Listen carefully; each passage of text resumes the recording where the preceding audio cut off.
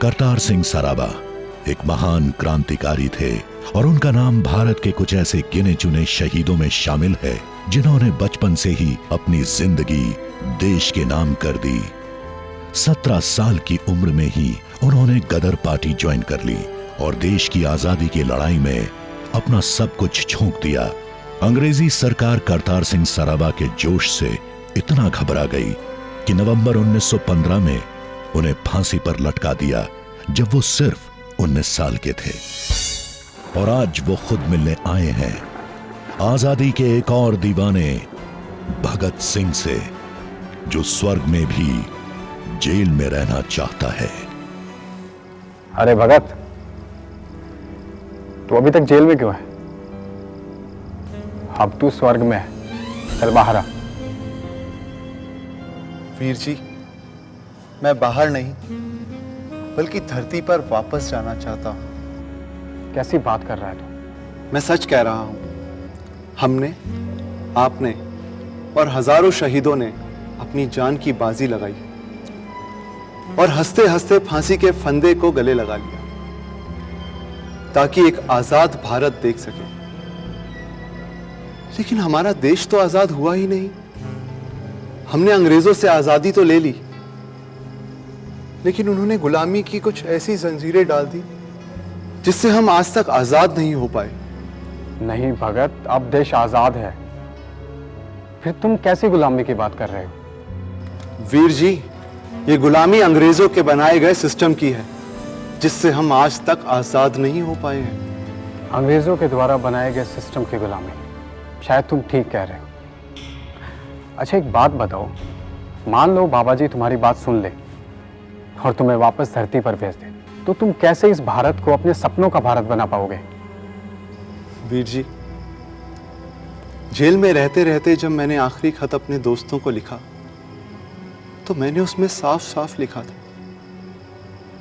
देश और मानवता के लिए जो कुछ करने की हसरतें मेरे मन में थी उसका 1000वां भाग भी मैं पूरा नहीं कर पाया। अगर स्वतंत्रता तक जिंदा रहता तो उन्हें पूरा करने का अवसर मिलता और मैं भी अपनी हसरतें पूरी कर पाता।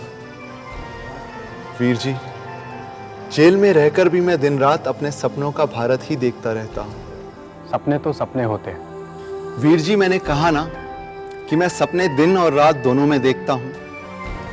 भारत माता को इस गुलामी की जंजीरों से जल्द आजाद कराने का, देश को सही राह पर लाना ही मेरा धर्म, कर्म, शिक्षा और सपना है। धर्म? आखिर क्या सोचता है धर्म के बारे में? मंदिर मस्जिद के रखवाले ना बन पाए नेक इंसान, जो बन पाते वो नेक इंसान तो दुनिया ढूंढती उनके निशान। जो चल पाए इस राह पर वो बुद्ध और नानक हो गए, जो भटक गए अपनी राहों से वो सब गायब हो गए। अपनी अपनी करते करते अपनों के ही हो गए, देश हित को भूलकर परिवारवाद में खो गए। गेंदा हिंदू कली मुसलमान हो गई, केसरी चादर काफिर और हरी आतंकवाद हो गई। न पढ़ पाए गीता न समझ पाए कुरान, एक दूसरे को नीचा दिखाने में जिंदगी हराम हो गई। भगत, ऐसा क्यों हुआ? वीर जी, धर्म बना इंसान के विचारों को शुद्ध करने के लिए। इंसान धर्म का ही रखवाला बन बैठा। धर्म बना रूह को पवित्र करने के लिए। इंसान ने धर्म को ही अपवित्र कर दिया। ना मस्जिद की ना मंदिर की, एक बात बताऊं अंदर की।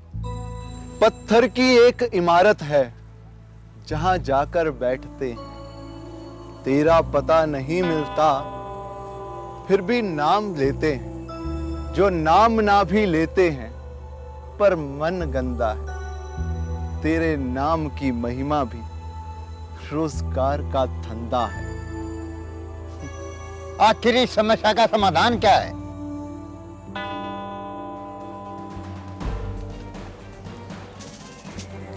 ऐ नौजवान, नफरत के हौसले तोड़ दे, जो नफरत करे उसे छोड़ दे। इंसान है सच की राह पकड़, जो दिल टूटे हैं उन्हें फिर से वापस जोड़ दे।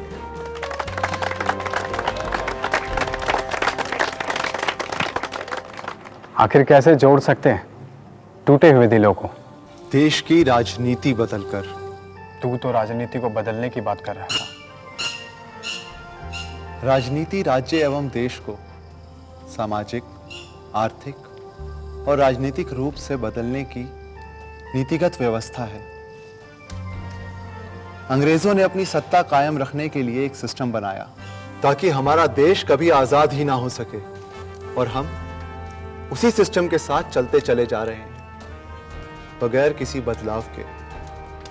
सोचिए कैसे बदलेगा हमारा ये देश। हमारे संविधान में सिटीजन राइट्स के साथ साथ सिटीजन वैल्यू भी दिया गया, पर क्या कभी किसी स्कूल में ये वैल्यू पढ़ाई जाती है? एक स्टैंडर्ड कोर्स थोप दिया गया है हमारे सर पर, और हम उसी पर चले आ रहे हैं। और सबसे बड़ी बात तो यह है कि उन्होंने इस सिस्टम को नाम दिया है डेमोक्रेसी, जिसे कोई बदलने की कोशिश भी नहीं कर पा रहा है। क्या हम अपने देश के अनुसार एक अच्छा और मजबूत डेमोक्रेटिक सिस्टम नहीं बना सकते? डेमोक्रेसी के नाम पर एक सिस्टम लाद दिया गया है हमारे सर पर।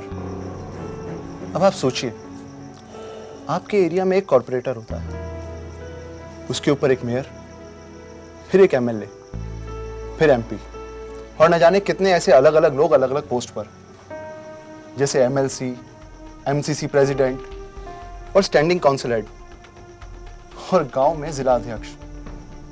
ये सब पॉलिटिकल पोस्ट हैं। सब लोग अलग अलग पार्टी से होते हैं, सबकी विचारधारा अलग, सबकी सोच अलग। देश पहले बोलेंगे सब, लेकिन करेंगे पहले अपना, फिर अपनी पार्टी का, फिर आने वाले चुनावों के हिसाब से। 70% लोगों को तो यह भी नहीं पता कि यह सिस्टम चलता कैसे है, क्योंकि ना किसी स्कूल में पढ़ाया जाता है और ना ही इसकी कोई किताब है। बात तो तू बहुत गहरी कर रहा है। आखिर कैसे बदल सकते हैं ये सिस्टम? हर एक अधिकारी और नेता की जिम्मेदारी तय करनी होगी, और जनता को पूरा हक होगा उनसे हिसाब मांगने का। आप सोचिए कि एक नेता को एक क्षेत्र की जिम्मेदारी सौंपी जाती है। अगर वो साल में 9 महीने अपने क्षेत्र से बाहर रहेगा तो कैसे कर पाएगा वो अपने क्षेत्र का विकास? और चुनाव आते ही सब दौड़ पड़ते हैं अपने अपने चुनावी क्षेत्र की ओर। क्या किसी ने सोचा है कि देश का कितना सारा पैसा बर्बाद होता है इन सब रैलियों और पॉलिटिकल प्रचार में? जब आपको एक क्षेत्र की जिम्मेदारी दी गई है, आप उसका विकास करें, देश खुद ब खुद ठीक हो जाएगा। मुझे लगता है कि तुझे वापस जाना पड़ेगा धरती पर, वरना कौन लाएगा ये बदलाव? बदलाव लाएंगे सिर्फ और सिर्फ इस देश के नौजवान।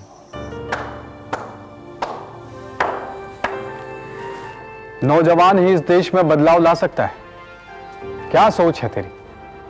तू भी नौजवान था, मैं भी नौजवान था, फिर क्या हुआ? हम दोनों ही फांसी के फंदे पर चढ़ गए।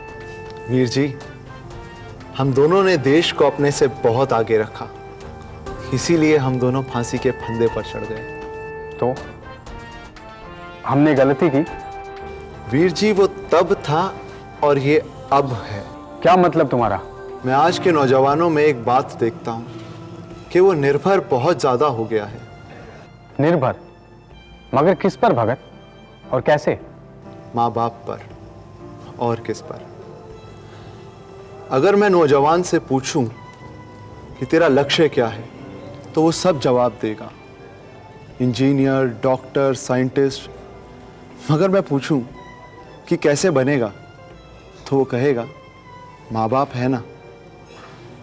ग्रेजुएशन कौन कराएगा? माँ बाप। मास्टर्स कौन कराएगा? माँ बाप। और तो और शादी कौन कराएगा? माँ बाप। अरे नादानो, तुम भी कुछ कर लो। लड़ेगा कब?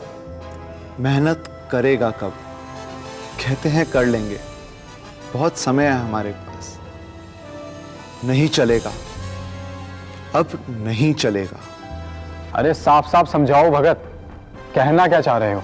इनकलाब जिंदाबाद, इनकलाब जिंदाबाद, इनकलाब जिंदाबाद। तू ना बन भगत पूरा, ना चढ़ फांसी पर, ना जा जेल कभी, बस थोड़ा सा भगत बन जा और मुस्कुरा दे दिक्कतों पर।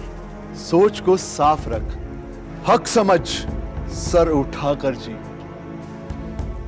कभी घर में, कभी बाजार में, कभी किसी राह पर, थोड़ा सा भगत बन जा, बस इस चाह के भगत का हिंदुस्तान बनाना है। कुछ दर्द मैं भी सह लूं, सोने की चिड़िया कहला। उठ जाए नौजवान, अब उठ जा, पूरा नहीं तो थोड़ा सा भगत। मगर थोड़ा सा भगत बनने से बदलाव कैसे आएगा भगत भाई? ठीक उसी तरह जिस तरह हम लेकर आए थे। कम उम्र में बड़ी सोच रख। अरे साफ साफ बताओ भगत भाई, कहना क्या चाह रहे हो? ऐ मेरे देश के कल, तू दिखा अपना बल। 16 की उम्र काफी है जीतने के लिए कल। कभी नहीं आएगा गुजरा हुआ पल। मेहनत कर, आगे बढ़, होगा तू सफल। नाकामी को गले लगा प्यार से और सीख अपनी हार से। प्यार कर अपने रोजगार से, कुछ सीख अपनी हार से। जीत गया तो तू सफल इंसान कहलाएगा, हार गया तो तेरा कल तेरे काम आएगा। तेरी समझ और जिम्मेदारी तुझे आगे ले जाएगा। तेरे साथ साथ तेरा देश भी आगे बढ़ जाएगा। तू एक आंधी है, बुझने ना दे अपनी आग को। कुछ ऐसा कर कि तुझ में भगत और सरापा नजर आए पूरे जहान को।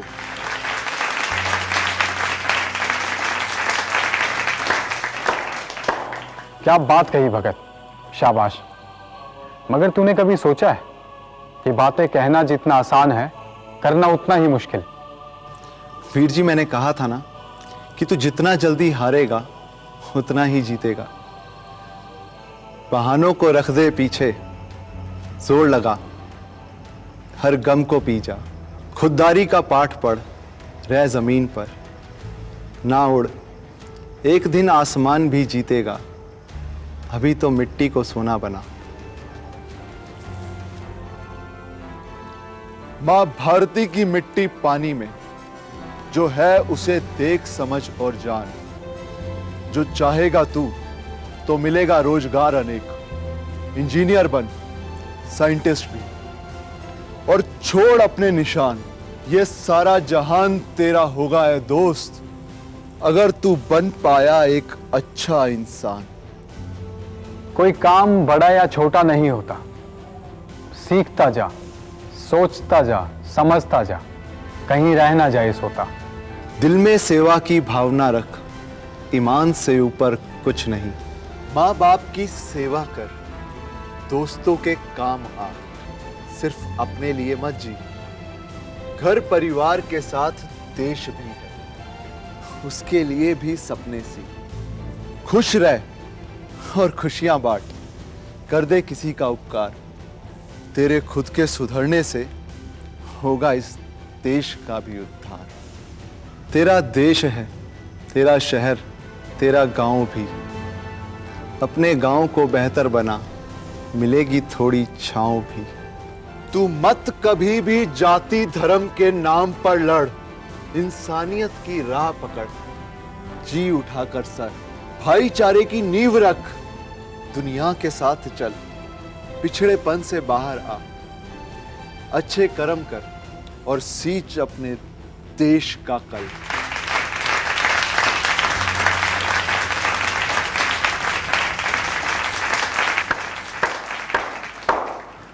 भगत, मगर ये होगा कैसे?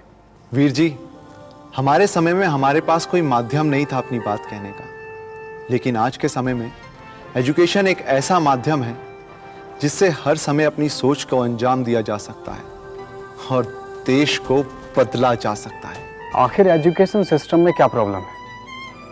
अपने बच्चे कितने स्मार्ट हो गए, क्या फराटेदार इंग्लिश बोलते हैं। यही तो कमी है हमारे नौजवानों में।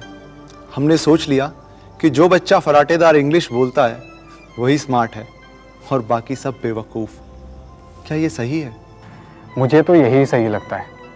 बस यही तो गलती कर गए हम। क्या था, क्या कर गए और क्या हो गया? भगत, साफ साफ बताओगे या गोल गोल घुमाओगे?